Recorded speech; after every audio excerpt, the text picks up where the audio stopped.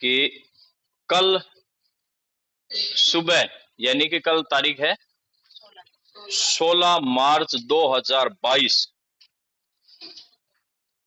फागुन मास, होली से 2 दिन पूर्व, 1 दिन पूर्व, प्रातः काल 7:30 से 9:30 तक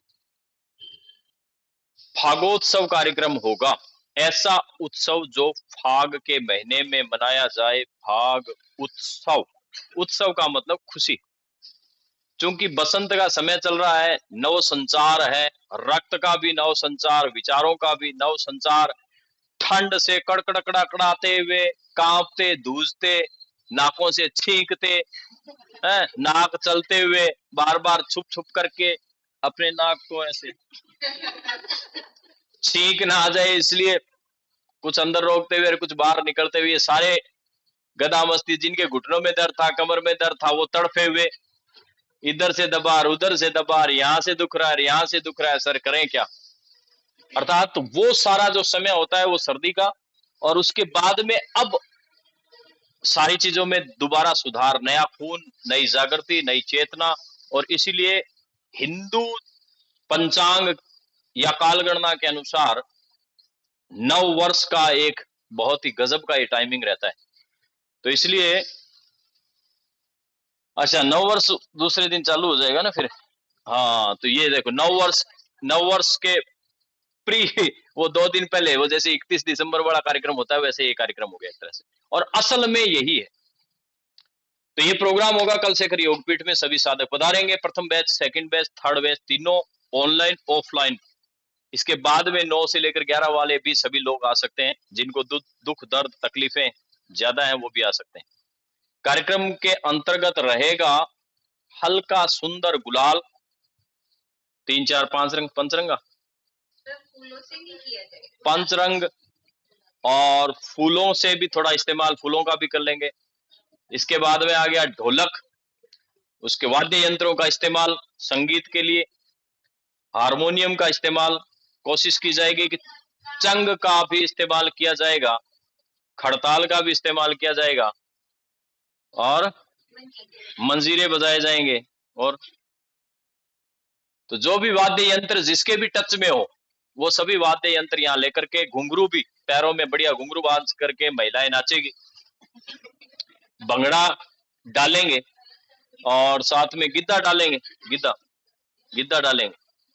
ये सारे कार्यक्रम होंगे बड़ी शालीनता से और बड़े गजब तरीके से। एक बात। दूसरी बात, सबको शामिल होना जरूरी। तीसरी बात, मिलने का भी टाइम, जिसमें फर्स्ट सेकंड थर्ड बैच के आपस में तालमेल, मिलना बिटना हो जाएगा। चौथी बात कि ऑनलाइन वाले जो नहीं आते हैं, कभी कभार आते हैं, तो उनको आना पड़ेगा। जैसे सुमलता जी है, ये गोयल साहब है, ये आते नहीं, तो इनको आना पड़ेगा, वो ध्यान कर लेना। तो ये हो गई, ये सारा इसमें कार्यक्रम रहेगा। नो फॉर्मेलिटी, नो औपचारिकताएं किसी प्रकार की नहीं, सब चीजें ठीक। होता क्या है कि हमें ये सारी चीजें मनानी चाहिए, क्योंकि एक हमारा मन नहीं करता, इसका मतलब आपके शरीर पर किसी वातावरण विशेष का प्रभाव नहीं पड़ रहा। समझ रहे आप? सर्दी का, जिसमें सर्दी का प्रभाव नहीं, गर्मी का प्रभाव नहीं, ठंड का प्रभाव नहीं, हवा चले ठंडी तो प्रभाव नहीं, गर्म चले तो प्रभाव नहीं, मुंह सुझा हुआ।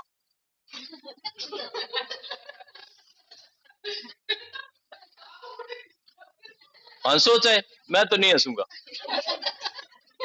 मुझे बड़ी टेंशन है बिजनेस की, मुझे बड़ी टेंशन है बेटी जवान हो गई, मुझे बड़ी टेंशन है मेरा बेटा जवान हो गया, मुझे बड़ी टेंशन है मेरे बेटा नहीं हुआ, मुझे बड़ी टेंशन है बेटा नौकरी नहीं लगा,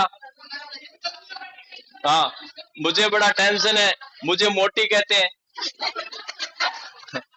मुझे बड़ी टेंशन है कि मैं सुंदर नहीं दिखती, मैं पहले जब जवान थी तो बड़ा खूबसूरत थी, अब नहीं हूं।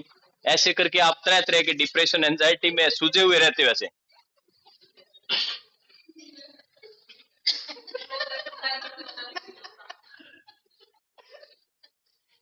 मुझे तो कोई लेना देना नहीं, घर में खुशी हो, किसी का जन्मदिन मनाओ तो उसको खुशी नहीं, मरण दिन मनाओ तो खुशी नहीं, किसी का बरसात आए तो उसके मन में उमंग नहीं, धूप पड़े लुए पड़े तो उसके मन में उमंग नहीं।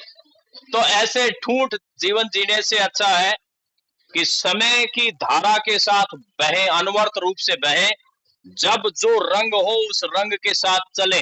नदी कहीं ऊंची चलती है, कहीं नीची चलती है, कहीं ऊंची चलती है, कहीं नीची चलती है, कहीं इस किनारे कहीं उस किनारे, कहीं कट जाता है कहीं सट जाता है। इस तरीके से हवा जब चलती है तो कहीं पत्थर से लगती है, कहीं हवा पेड़ से लगती है, कहीं पौधों से लगती है, कहीं गंदगी में लगती है, कहीं पानी में लगती है, कहीं सीधी सपाट बहती है, कहीं देख करके मिट्टी उठा करके ठोक देती है आपके घरों में। कौन? हवा। तो ऐसे ही सूर्य की किरणें जब आती है तो भी वो 70 चीजों में से आती है। गंदगी में से आ जाएगी, साफ सुथरे में से आएगी, पानी में से आएगी, हवा में से आएगी, कहीं इंद्रधनुषी रंग भी दिखते हैं, कभी प्रचंड गर्मी भी दिखती है। तो आपके जीवन में इन सारी चीजों का अगर मेल नहीं है तो यू आर नॉट ए योगी, आप तपस्वी योगी नहीं। क्या है? दो ही चीज बनती है उसकी परिभाषा, दो लिखी है शास्त्र में। एक तो ठूंठ, ना कोई असर ना बात, खड़ा है बेचारा एक जंगल में बढ़िया तरीके से, ना तो उसमें पत्ते लगे, ना पत्तियां लगे, ना उसकी छाया, ना लेड़ा देड़ा, खड़े हैं आप। एक होता है जो मुक्त होता है, जिसको योग में बोला जाता है मुक्त। मुक्त हो गया, मोक्ष पा गया। मोक्ष पाने का मतलब मृत्यु से नहीं है, ये ध्यान कर लें। मोक्ष का मतलब है कि वह व्यक्ति इस संसार के क्रमों में बरतता नहीं है, ना तो वो प्ले करता है और ना ही वो एक्सेप्ट करता है। उसका मतलब मुक्त। या तो मुक्त हो जाओ और या फिर जीवन के जो रंग है उन रंगों को ले। मेरा मूड ठीक नहीं है जी आज, तो अब जन्मदिन है तो क्या हो गया पता नहीं। पत्नी कहती है कि वो बना लेते हैं कौन सी गांठ, वर्षगांठ बना लेते हैं ना। आज पतिदेव का मूड ठीक नहीं, पतिदेव बेचारे फूल लिए घूम रहे, पत्नी सूजी हुई घूम रही है। क्या लेना देना इन चीजों का? सर वो इसलिए कि शाम तक याद ही नहीं कर पाते। या पतिदेव को बेचारे को याद नहीं, वो घर गृहस्थी संसार में इतना खोया हुआ है कि वो फसाद ही उसको याद नहीं रहा कि आप इस दिन झमेले में पड़े थे। हाँ, तो क्या था? लेने तो आनंद आए थे आप, शादी करके क्या आनंद ही तो लेने आए थे बे। अब बस अब जन्नत होगी, हम होंगे, दुनिया होगी, ये होगा वो होगा, गले में पड़ गए। क्या क्या झंझट सारे ही पड़ गए, बस फंसे फिर रहे। इधर से निकले तो इधर फंस गए, इधर निकले पहले पति से, फिर बच्चों से, फिर ससुराल वाले, फिर पीर वाले, फिर उनके ननियाल वाले, उसके पोते वाले, पोती वाले, ससुर बच्चे के ससुराल वाले, ऐसे करके गधी गेड़ कितने फंस जाते हो आप लोग। तो योग का मतलब है कि आप इन सब चीजों से हट करके जीवन की जो रेखा है, जीवन की जो धारा है, उस धारा के साथ भी बहे।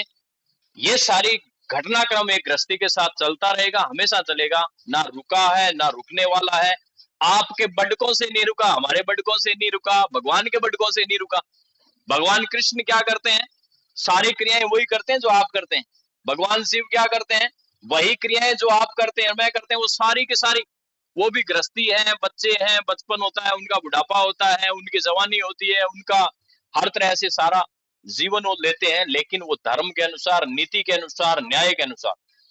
हम भी जीते हैं, लेकिन हम लोग फंसे रहते हैं झूठे अहंकार में, झूठी ईर्ष्या में, झूठे द्वेष में, झूठे लोभ में, झूठे मोह में। पैसे हो जाएंगे तो बड़ा खुश हो जाऊंगा, मेरे 10 इनकम बढ़ जाएगी ना तो मजे। इस बार इन्फोसिस